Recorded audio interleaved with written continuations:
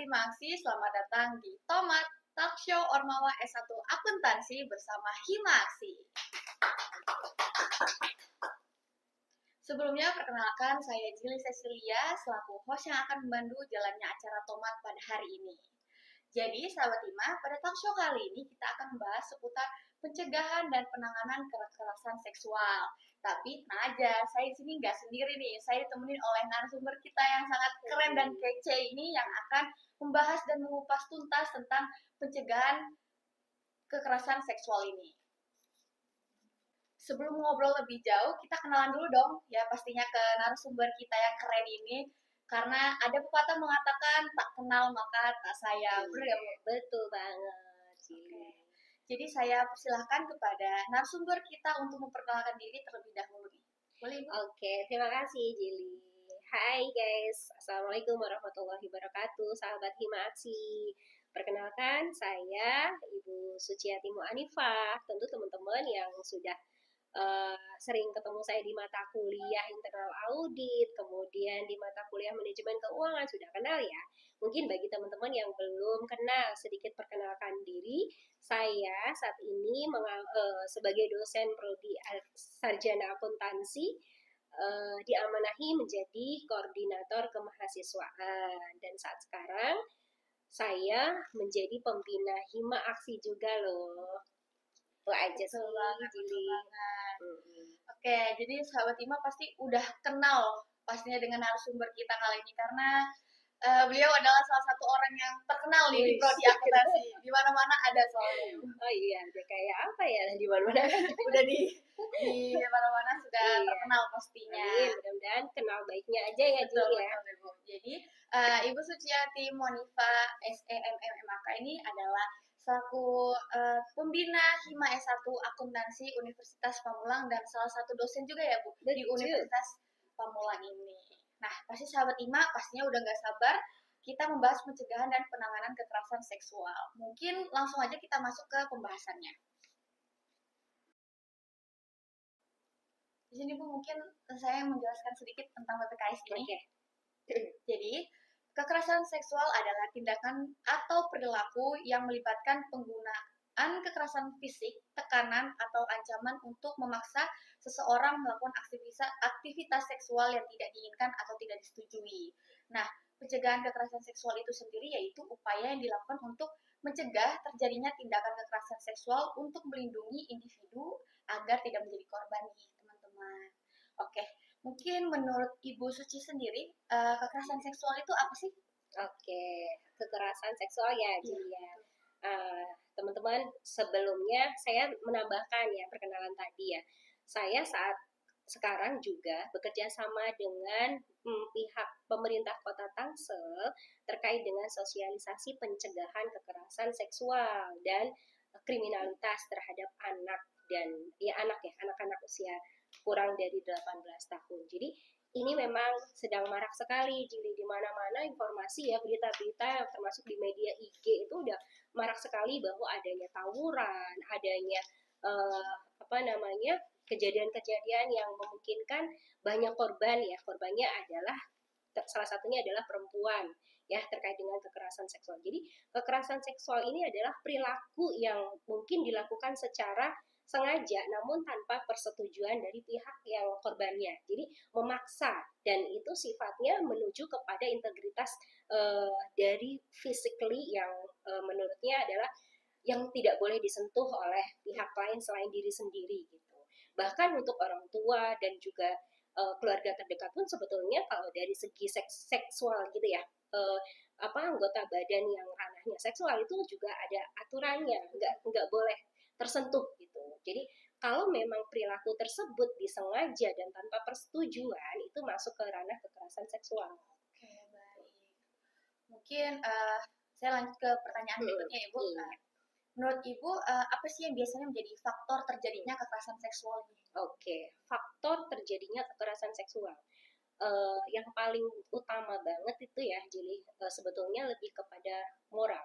Okay. Nah, moral seseorang, kalau moral itu kan sesuatu yang bicara tentang kebaikan ya, Jili. ada norma sosial, norma lingkungan, norma tentang bagaimana kita bertindak tanduk. Nah, itu ada di dalam moral kita. Kita punya moral, tentu akan berperilaku yang baik. Nah, sehingga ketika kekerasan itu terjadi, biasanya dipengaruhi oleh faktor utama adalah minimnya moral. Jadi pelaku tersebut itu karena tidak terbiasa dengan budaya-budaya yang baik. Misalnya dari segi agama sudah mengajarkan bagaimana kebaikan, bagaimana sisi yang tidak diajarkan di dalam agama, misalnya perbuatan-perbuatan yang dilarang. Kalau dia tidak mempunyai pemahaman tentang agama, pemahaman tentang moral yang baik, tentu dia akan mudah melakukan hal-hal yang ranahnya kekerasan tadi. Gitu. Jadi selain faktor moral, tentu dengan kebiasaan di lingkungannya, atau juga dengan keluarganya, atau bahkan kebiasaan mereka yang bercampur dengan lawan jenis. Seperti itu. Berarti salah satu faktor terjadinya kekerasan seksual itu berarti adalah minimnya moral ya, Bu. Terus juga mungkin dia kurangnya edukasi di lingkungan keluarganya. Seperti itu. Terkait dengan pemahaman seksual itu seperti apa juga itu bisa mempengaruhi orang untuk melakukan kekerasan seksual. Dan juga seperti yang Ibu bilang tadi, kayak dia udah terbiasa untuk kesehariannya dengan lawan jenis, seperti itu.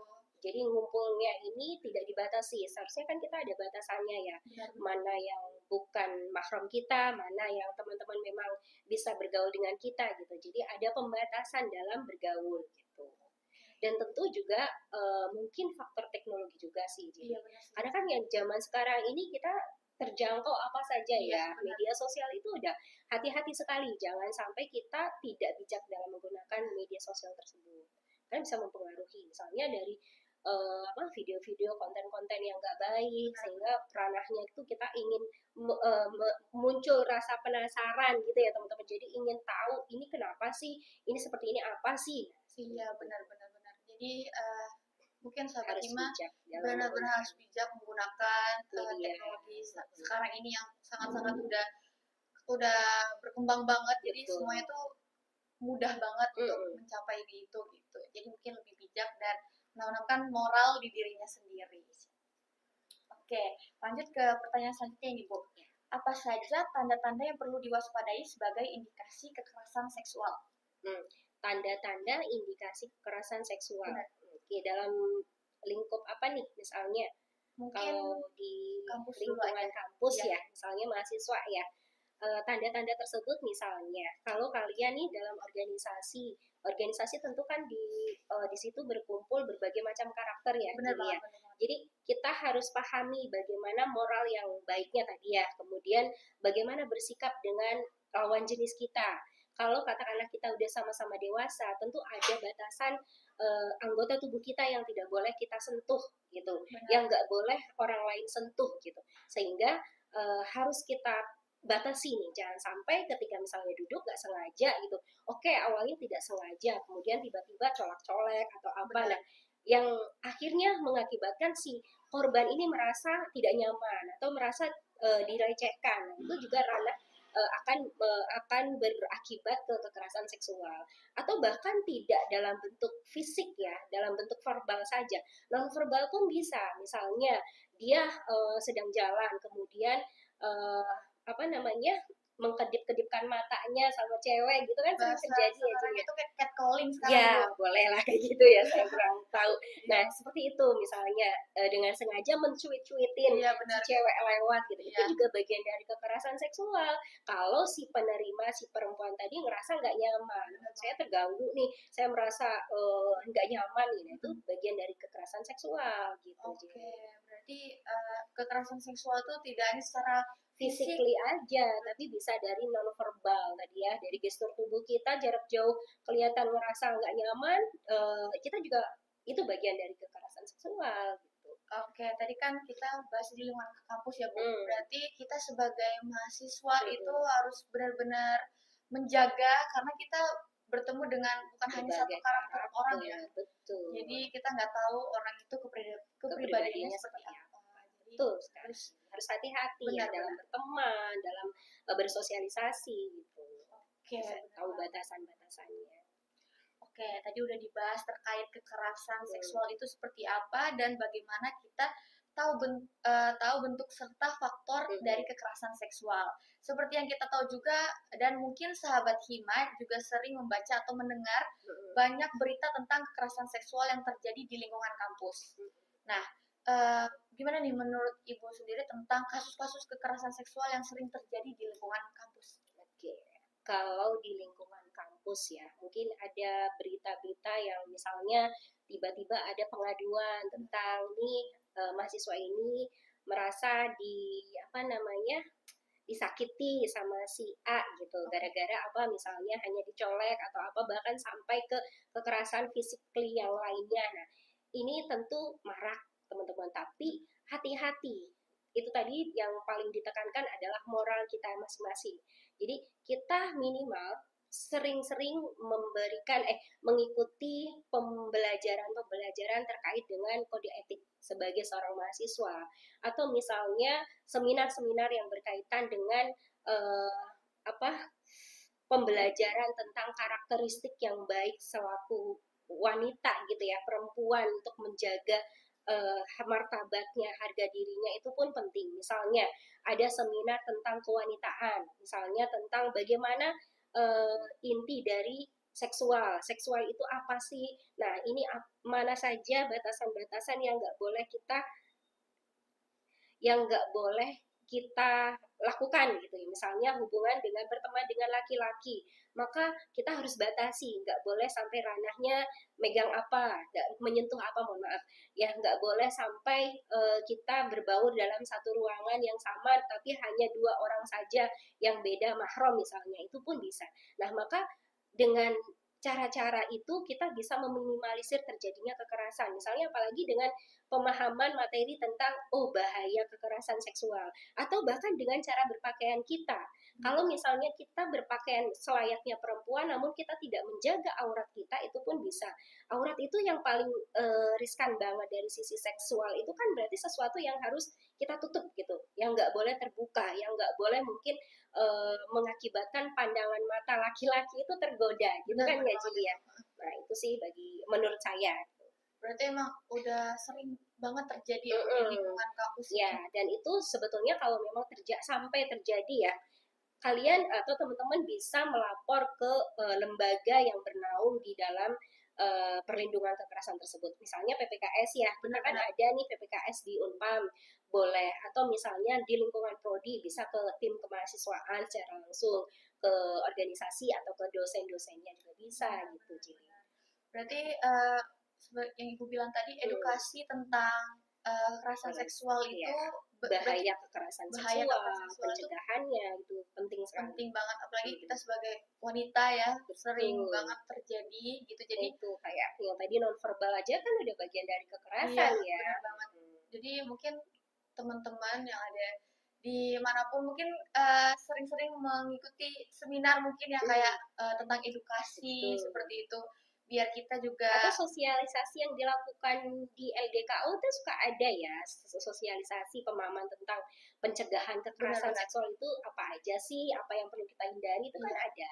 Itu bisa banget. betul betul betul.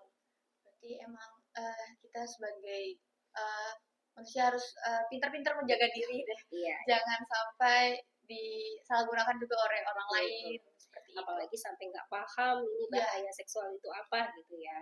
karena Kemudian mudah ada lagi loh Cili yang namanya grooming. oh Ya, grooming itu yang pendekatan seseorang yang sampai akhirnya nanti orang yang selalu didekati, selalu diberi hadiah dan lain-lain merasa iba, merasa ingin berbalas budi. Nah itu bener-bener juga bagian loh nanti ranahnya bisa ke kekerasan seksual iya bener gitu. banget. Kan jangan mudah percaya juga sama orang yang belum dikenal. Iya bener banget bener banget. Terus Hmm. juga kayak misalnya kalau misalnya kita juga minim edukasi tentang Hmm. tentang bahaya kekerasan seksual, kalau misalnya kita dilakukan di amit-amit Iya, iya. lecehkan oleh orang Hmm. lain, kita juga kalau misalnya kita tidak punya edukasi, jadi kita juga bingung gitu ya Bu. Iya, kita mau bertindak apa ya? Iya, Sementara ini sudah ranahnya kekerasan, tapi kita tidak tahu gitu benar ya. benar benar banget benar banget. Oke. Menurut Ibu, apa aja nih tindakan yang harus dilakukan jika kita menjadi korban dari kekerasan seksual? Oke.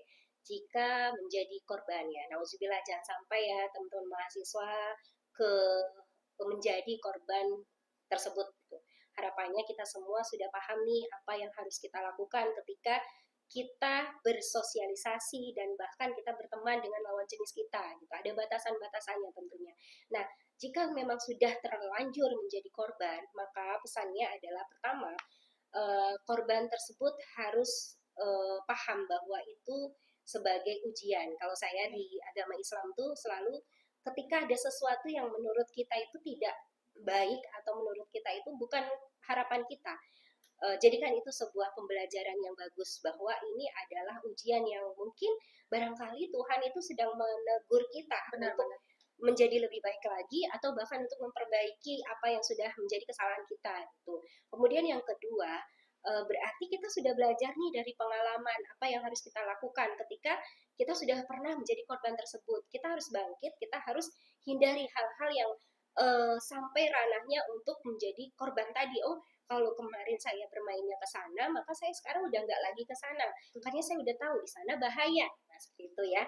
Dan selebihnya adalah kita banyak-banyak memohon ampunan tentunya Betul. sama Tuhan kita ya, karena tentu dengan teguran itu Allah tuh sebetulnya kita punya dosa, kita punya salah gitu ya, dan menjaga kegiatan-kegiatan yang nantinya ranahnya ke kekerasan seksual gitu Jili. Jadi harus memilah-milah nih organisasi mana yang baik untuk kita berkumpul dan mana yang tidak baik untuk kita berkumpul gitu. Ya, tepatnya sih ikut organisasi hima Betul. dan juga organisasi yang ada di lingkungan prodi. Insya Allah itu di naungan lembaga ya, di bawah naungan prodi akuntansi aman teman-teman. Jadi jangan salah memilih organisasi. Betul. Oke, saya mau tanya nih Bu, misalnya ada seorang yang dia mendapatkan kekerasan seksual, tapi dia nggak mau ngomong, Oke. kayak dipendam sendiri itu. Itu Jadi menurut Ibu? pendiam Iya. gitu ya Jilia. Ada memang beberapa kasus yang saya temuin juga sama Jilia seperti itu. Jadi tadinya dia powerful, anaknya ceria. Betul. Tiba-tiba dalam kurun waktu yang lama tuh dia terdiam, menyendiri terus, bahkan ketemu orang aja nangis, takut. Iya. Nah, kalau ada hal seperti itu, dia butuh bantuan motivator atau boleh boleh disebut ke psikiater ya, untuk dibantu memperbaiki psikologisnya dia. Misalnya karena mentalnya sudah kena ya, udah dilukai, ya itu harus dibangkitkan kembali melalui orang-orang yang memang paham tentang bagaimana membangkitkan motivasinya dia, semangatnya dia kembali karena telah menjadi korban kekerasan tadi. Misalnya diberikan motivasi bahwa kamu bisa, kamu mampu, ayo kamu bergaulnya ke sini, ayo ikut kegiatan-kegiatan positif, itu pun bisa. Berarti menjadi korban kekerasan seksual itu memang dampaknya itu besar Luar banget. biasa. Bahkan menjadi dia pemurung, yang tadinya semangat jadi nggak semangat, ceria jadi pemurung, itu luar biasa banget. Dan itu juga mungkin sembuhnya nggak bisa instan ya Bu Iya, ya, pasti butuh tahap prosesnya. Dan orang juga beda-beda ya Bu, maksudnya dampaknya gitu. Iya. Ada yang sampai ke kelasnya depresi juga ada iya, Gili. mungkin sampai ada yang kayak udah namanya udah depresi gitu. Depresi tingkat tinggi gitu ya. Iya. Ya banyak. Oke Bu, jadi menurut Ibu sendiri bagaimana peran kita mahasiswa dalam membantu mencegah kekerasan seksual di lingkungan kampus ini? Oke, peran menjadi seorang mahasiswa. Satu, kalau kalian sudah paham bahaya tentang kekerasan seksual, maka bantu teman-temannya memberikan informasi tentang bahaya tersebut. Kedua, ketika kalian sudah berorganisasi, berkumpul di satu organisasi atau komunitas, berikan info-info edukasi tentang bahaya kekerasan tersebut ya, atau bisa juga dalam berteman gitu ya. Misalnya kalau berteman nih Jili dan temennya sedang berdua atau apa, misalnya kita berikan apa, misalnya ada melihat kejadian yang tidak enak gitu ya terkait dengan kekerasan seksual, ingatkan teman-temannya tersebut bahwa itu nanti berbahaya loh, bisa nanti begini begitu gitu. Artinya tetap waspada dan informasikan bahaya tersebut kepada orang-orang yang mungkin belum tahu, atau bahkan ke adik-adik kita nih yang belum paham apa itu kekerasan seksual, karena itu tadi ternyata ada loh bahasa tindakan kekerasan seksual yang ranahnya dengan cara baik-baik. Misalnya tadi grooming ya kan. Grooming ini kan orang pasti pahamnya, oh ini orang ini baik banget loh ke saya nggak mungkin akan nggak membalas kebaikan dia, tentu saya akan balas kebaikannya. Ternyata dengan membalas kebaikan ada sisi yang dimana orang tersebut minta sesuatu terkait dengan organ tubuh kita. Gitu Jili. Berarti kita sebagai mahasiswa kalau tahu ada kasus kekerasan seksual juga nggak bisa diem aja ya Bu? Iya, jangan diam aja, tentu harus diinformasikan ke yang lainnya, diingatkan bagi yang melakukannya gitu. Untuk pelaporan yang lebih dekatnya itu kita sebagai mahasiswa kemana dulu Bu? Oke, kalau ke mahasiswa, kalau di lingkup organisasi kita ke prodi, ke ini ya organisasinya. Organisasi tidak mampu menangani, langsung ke prodi. Prodi nggak bisa juga nanti minta bantuan ke LKA, langsung ke PPKS-nya. Oke, seperti itu. Berarti tapi menurut Ibu sendiri bagaimana tanggapannya kalau ada seseorang yang misalnya temannya sendiri menjadi korban kekerasan seksual, tapi si orangnya tersebut kayak takut untuk lapor gitu karena takut mungkin dalam artian kayak menyebar aib seperti itu gimana? Nah, kalau yang seperti itu berarti kita butuh bantuan pihak yang bernaung di dalam menangani hal tersebut. Misalnya ya, kalau di pemerintahan kota itu kami ada lembaga yang namanya Satgas apa sih namanya ya, lupa dia namanya. Pokoknya di sana menerima aduan, membantu rehabilitasi dan bahkan rahasia, menjaga kerahasiaan dari apa yang sudah dialami oleh si korban gitu. Jadi benar-benar dikip banget, nggak sampai bocor kemana-mana. Bahkan nanti kalau misalnya ke orang tua pun akan diberikan semacam edukasi untuk menjaga, memberikan motivasi, bagaimana cara memberikan motivasi supaya anak ini tumbuh kembali menjadi normal, supaya dia tidak lagi depresi, supaya dia tidak lagi keberlanjutan rasa apa ya, kan kalau orang yang udah menjadi korban itu kadang ngerasa bersalah ya ke dirinya sendiri, bahkan pengennya mukul-mukul gitu. Ada juga kan butuh orang bahkan yang kalau yang ini langsung ke ahlinya ya ke psikiater gitu.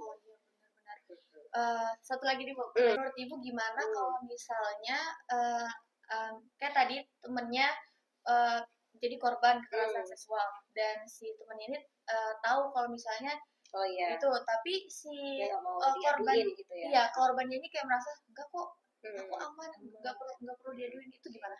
Ya berarti hubungi orang tuanya dulu. Apa historinya? Kenapa dia tiba-tiba seperti itu? Pernah mengalami apa sih Bu gitu? Kalau orang tuanya sudah, kan nggak mungkin orang tuanya nggak tahu ya. Kalaupun tidak tahu, pasti orang tuanya akan ikut curiga, sehingga dia akan mencoba untuk mendeteksi nih kenapa dia jadi berubah begitu gitu. Itu tadi pertanyaan-pertanyaan yang udah cukup banyak yang saya sudah terjawab belum ya? udah puas. Jadi udah nggak penasaran lagi.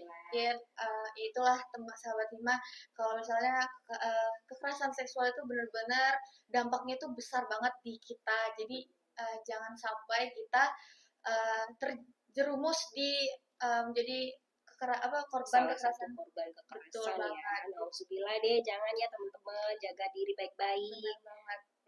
Terus juga kita sebagai mahasiswa harus bijak dalam menggunakan sosial media, memilih-milih teman pastinya. Kalau misalnya temannya itu mungkin udah di ranah yang kayak ini orangnya udah gitu ya, gak baik, mungkin kita bisa perlahan-lahan mundur nih. Betul. Kita berteman dengan orang-orang yang di lingkungannya baik-baik saja. Insyaallah ya. Semoga kita semua dalam lindungan Allah Subhanahu wa Ta'ala, dikelilingi orang-orang baik. Insyaallah. Oke, baik, kita sudah sampai nih di penghujung acara nih sahabat Hima. Oke, itu tadi sedikit sesi sharing kita pada acara talk show hari ini. Sebelum penutup, saya ingin mengucapkan terima kasih banyak kepada Ibu Suciati Muhanifah SE MMMAK yang sudah berkenan sharing di talk show Ormawa S1 Akuntansi bersama Hima Aksi kali ini. Nah, Ibu, terakhir nih, kita ada jargonnya. Jargon. Kita jargon dulu. Ibu tahu kan jargonnya? Tahu dong. Oke, jadi kalau misalnya saya bilang Hima S1 Akuntansi, Ibu jawab luar biasa. Oke. Hima S1 Akuntansi luar biasa. Oke, sekian talk show Ormawa S1 Akuntansi bersama Himaksi kali ini. Saya Jili Cecilia Damita selaku host pamit undur diri. Sampai jumpa di acara selanjutnya. See you. See you. Assalamualaikum. Assalamualaikum.